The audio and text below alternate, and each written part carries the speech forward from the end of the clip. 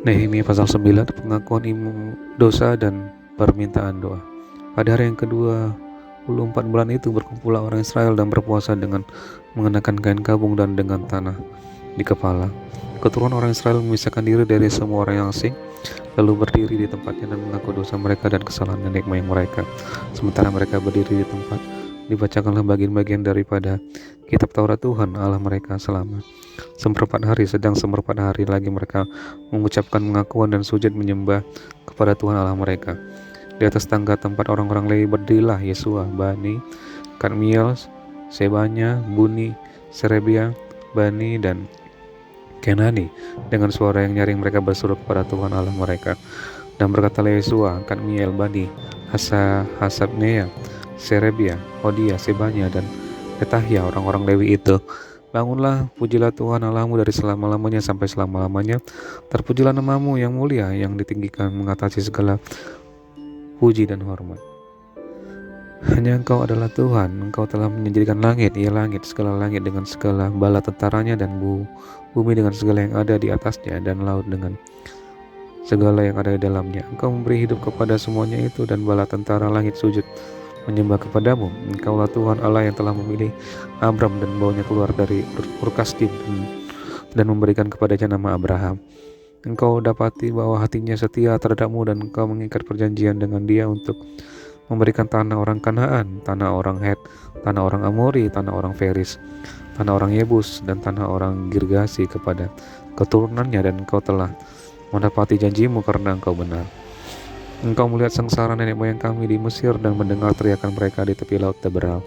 Engkau telah memperlihatkan tanda-tandamu dan mujizat-mujizat di depan Firaun dan semua pegawainya, serta seluruh rakyat negerinya, karena engkau mengetahui mereka bertindak angkuh terhadap nenek moyang kami. Dengan demikian engkau telah memasyurkan namamu sebagaimana nyata hari ini. Di hadapan mereka engkau membelah laut, sehingga mereka dapat menyeberang melalui tempat yang kering di tengah-tengah laut. Tetapi pengejar-pengejar mereka telah kau campakkan ke air yang dalam seperti batu ke air yang dahsyat. Dengan tiang awan engkau memimpin mereka pada siang hari, dan dengan tiang api pada malam hari untuk menerangi jalan yang mereka lalui. Engkau telah turun ke atas gunung Sinai dan berbicara dengan mereka dari langit, dan memberikan mereka peraturan-peraturan yang adil, hukum-hukum yang benar, serta ketetapan-ketetapan dan perintah-perintah yang baik. Juga kau beritahukan kepada mereka sabatmu yang kudus, dan memberikan kepada mereka perintah-perintah, ketetapan-ketetapan, dan hukummu dengan perantaran Musa hambamu.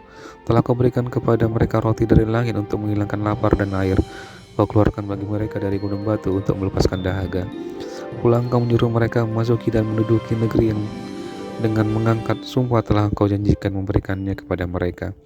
Tetapi mereka nenek moyang kami itu bertindak angkuh dan bersegi tegang leher dan tidak patuh kepada perintah-perintah. Mereka menolak untuk patuh dan tidak mengingat perbuatan-perbuatan yang ajaib yang telah kau buat di antara mereka. Mereka bersih tegang leher, malah berkeras kepala untuk kembali ke perbudakan di Mesir. Tetapi engkaulah Allah yang sudi mengampuni, yang mengasihi dan penyayang, yang panjang sabar dan berlimpah kasih setianya. Engkau tidak meninggalkan mereka, bahkan ketika mereka membuat anak lembu tuangan dan berkata, inilah Allahmu yang menuntun engkau keluar dari Mesir, dan berbuat nista yang besar. Engkau tidak meninggalkan mereka di padang gurun karena kasih sayangmu yang besar. Tiang awan tidak berpindah dari atas mereka pada siang hari untuk memimpin mereka pada perjalanan. Begitu juga tiang api pada malam hari untuk menerangi jalan yang mereka lalui. Dan engkau memberikan kepada mereka rohmu yang baik untuk mengajar mereka. Juga manamu tidak kau tahan dari mulut mereka, dan kau memberikan air kepada mereka untuk melepaskan dahaga. 40 tahun lamanya engkau memberikan mereka makan di padang gurun. Mereka tidak berkekurangan, pakaian mereka tidak rusak, dan kaki mereka tidak bengkak. Engkau menyerahkan kepada mereka kerajaan-kerajaan dan bangsa-bangsa, dan membagikan itu kepada mereka sebagai daerah perbatasan, sebab mereka duduki tanah dari Sihon, raja negeri Hesbon, dan tanah dari Og, raja negeri Basan. Engkau membuat anak-anak mereka menjadi banyak seperti bintang-bintang di langit, dan membawa mereka ke tanah yang kau suruh kepada nenek moyang mereka untuk dimasuki dan diduduki.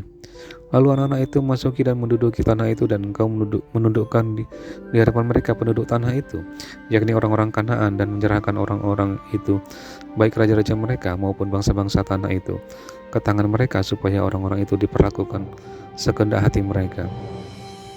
Mereka merebut kota-kota yang berkubu dan tanah yang subur.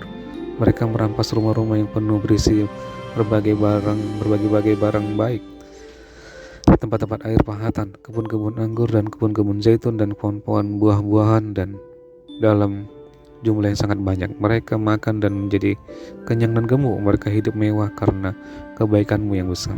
Tetapi mereka mendurhaka dan memberontak terhadapmu. Mereka membelakangi hukummu dan membunuh nabi-nabimu, dan memperingatkan mereka dengan maksud membuat mereka berbalik kepadamu. Mereka berbuat nista yang besar. Lalu engkau menyerahkan mereka ke tangan lawan-lawan mereka yang menyesakkan mereka, dan pada waktu kesusahan mereka bertindak kepadamu. Lalu engkau mendengar dari langit, dan karena kasih sayangmu yang besar, kau berikan kepada orang-orang yang menyelamatkan mereka dari tangan lawan mereka. Tetapi begitu mereka mendapat keamanan kembali, mereka berbuat jahat di hadapanmu, dan engkau menyerahkan mereka ke tangan musuh-musuh mereka yang menguasai mereka. Kembali mereka bertindak kepadamu, dan engkau mendengar dari langit, lalu menolong mereka berulang kali karena kasih sayangmu. Engkau memperingatkan mereka dengan maksud membuat mereka berbalik kepada hukummu. Tetapi mereka bertindak angkuh. Mereka tidak patuh kepada perintah-perintahmu, dan mereka berdosa terhadap peraturan-peraturanmu yang justru memberi hidup kepada orang-orang yang melakukannya. Mereka melintangkan bahu untuk melawan, mereka bersetegang leher dan tidak mau mendengar. Namun bertahun-tahun lamanya engkau melanjutkan sabarmu terhadap mereka. Dengan rohmu engkau memperingatkan mereka, yakni dengan perantaraan para nabimu. Tetapi mereka tidak menghiraukannya, sehingga engkau menyerahkan mereka ke tangan bangsa-bangsa segala negeri.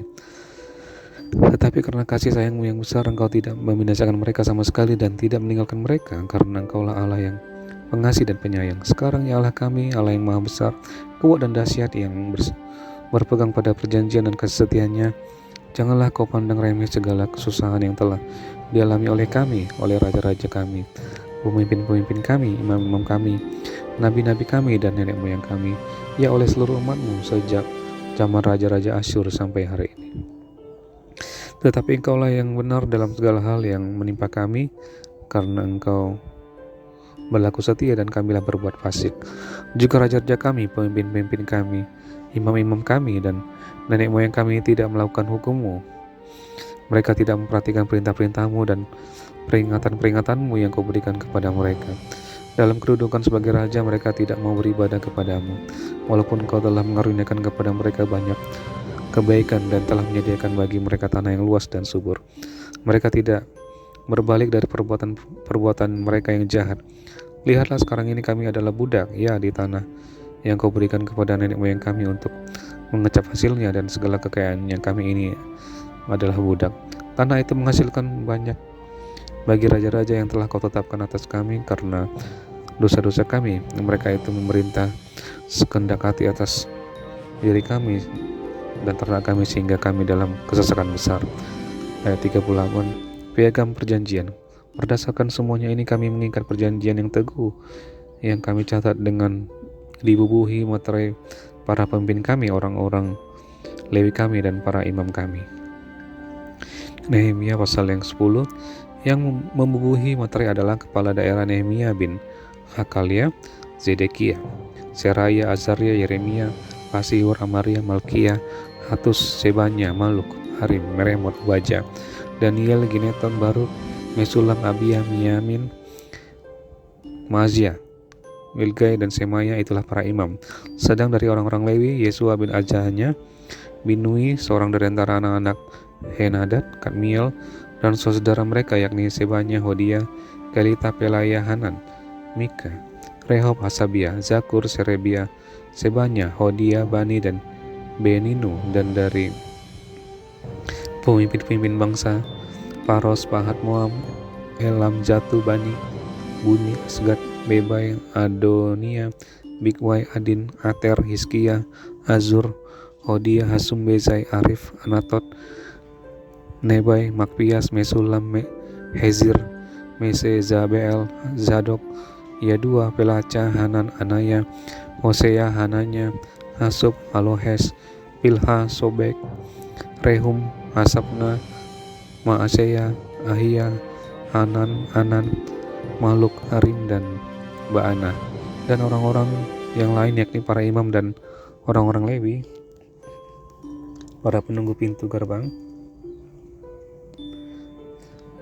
para penyanyi, para budak di bait Allah, dan segala orang yang memisahkan diri dari penduduk negeri untuk patuh kepada hukum Allah, serta istri mereka, anak-anak lelaki dan anak-anak perempuan mereka. Begitu juga semua orang yang cukup dewasa untuk mengerti menggabungkan diri dengan saudara-saudara mereka, yakni pemuka-pemuka mereka itu.